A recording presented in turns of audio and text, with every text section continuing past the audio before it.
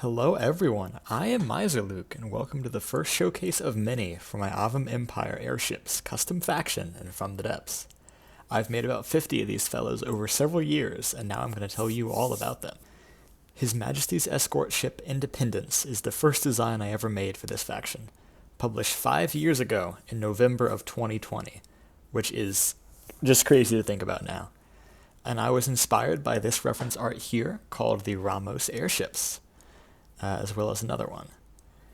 I started building Independence on July 11th, having no idea just how far this faction concept would take me. The very first hull was unpainted, but clearly the same craft that you see completed today. I tried out fleet colors after I'd built a few more designs on August 18th, finally figuring out the right one by the 21st. Eventually FtD would update and change the base color for alloy, necessitating some changes on my end. But other than that and adding camo, the design style and color scheme was very firmly established.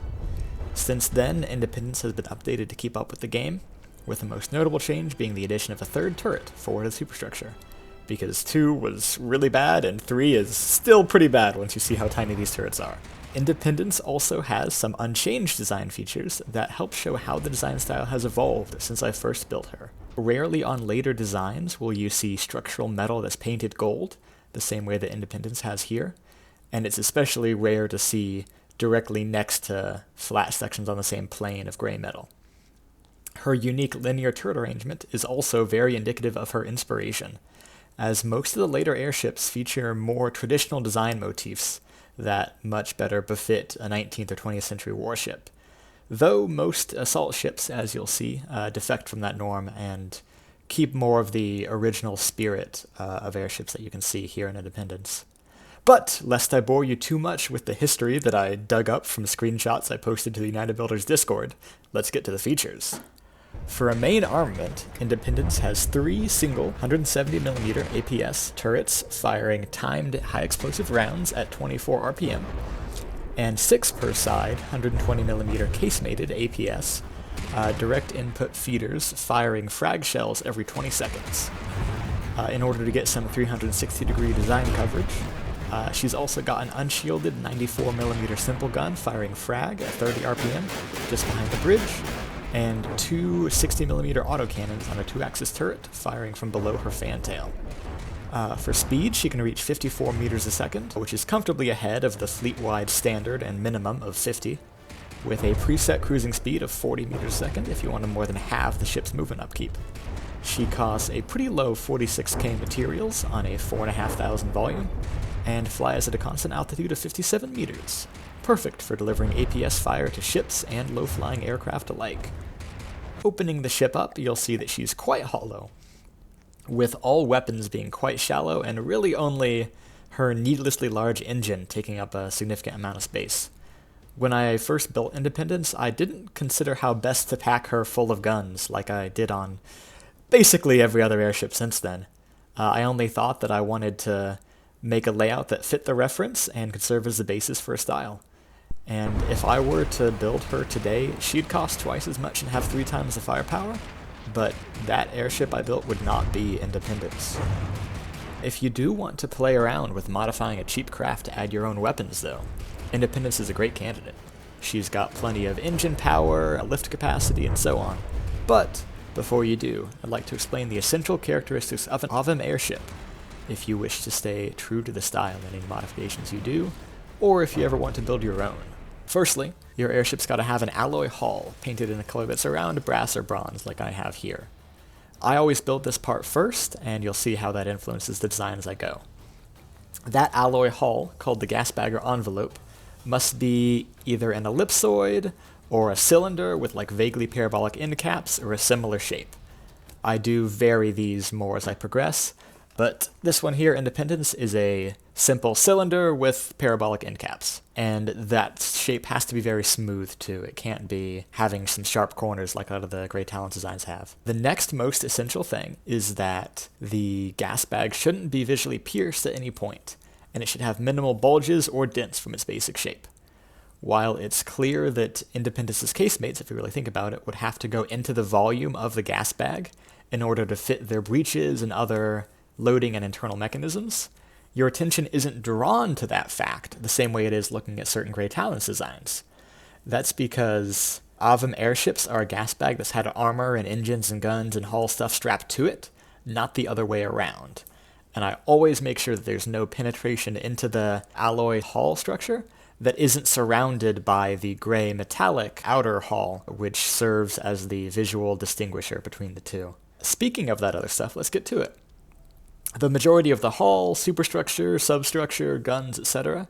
should be gray, with details like railings, windows, the ends or mantlets of barrels, emblems, and names or other text painted in a gold accent color. The point of this gold, and the greebles it's applied to, is to break up large empty gray sections and illustrate how the airship is real and functional and must be used by people, even though, in FtD, it isn't. On Independence, there's some level of walkability, from the bridge to the side platforms in the back where the simple gun is, but those doors and platforms are essential to the craft even if you block them up with metal for armoring reasons or you don't try to make them connect in the first place. What matters is that it has them and it looks like it could be lived in. And that is a thing that I view as very important to the design style. Next up, the design should be propelled, at least visually, by stacked rotors, of which you can see a few examples here. Simple jets with their trails hidden can supplement those for thrust, as most of my airships do. But visually speaking, the rotors are king. And no rudders either. Both of these design choices are a direct result of the reference images I used. Were I to make airships without those images, the airships would probably use some jets and rudders, and they just simply wouldn't be the Avem Empire that exists today and that we all know and love. Moving on, a smokestack is another must-have right behind your bridge and superstructure, and a nice ram bow is a good addition to the design language too, though not every airship needs to have one. Decks are optional. As you can see here, Independence has basically nothing, but you can have a deck, and when you make that decision, do it early on in the design process and keep it consistent. Independence goes without, but another craft built on the same hull, like Adventure, shows what a deck can do for you. And some final details too, which were missing from the original when Independence was first made back in 2020, but have since done a lot to bring the fleet together, are the double-headed eagle emblem, the ship's name, typically located on the bow, and the ship's motto in Latin, wherever it will fit. And that just about does it. Now for the lore. Independence is a member of the Unification class, a class of a couple dozen ships built immediately after the end of the Unification period that brought the modern Avem Empire together. That period included a number of rapid wars and diplomatic breakthroughs that quickly unified the majority of the Avem culture under the capital at Regal Katok. But one city stood out in resistance, that being Tallinn. The effort to bring Tallinn into the fold, sometimes called the Unification War or the Avem Civil War, would end up costing hundreds of thousands of lives and dragged on for years until Tallinn's foremost commander was eventually killed in battle on the bridge of his flagship, the Indefinite Wrath, and the city soon surrendered. Back to the Unification class. These Escort airships were built and distributed to local garrisons, one for each major city as a sign of national unity, with each vessel named for important national values like justice, freedom, equality, liberty, and so on. They were relatively cheap and underwhelming, outclassed before they were even built, and many eventually found their way back into the National Navy, unwanted or unneeded by the city that was given them. At the fleet mothball in Nilmali, they received the name of the city that rejected them, as many of their original names were used by larger ships already in national service.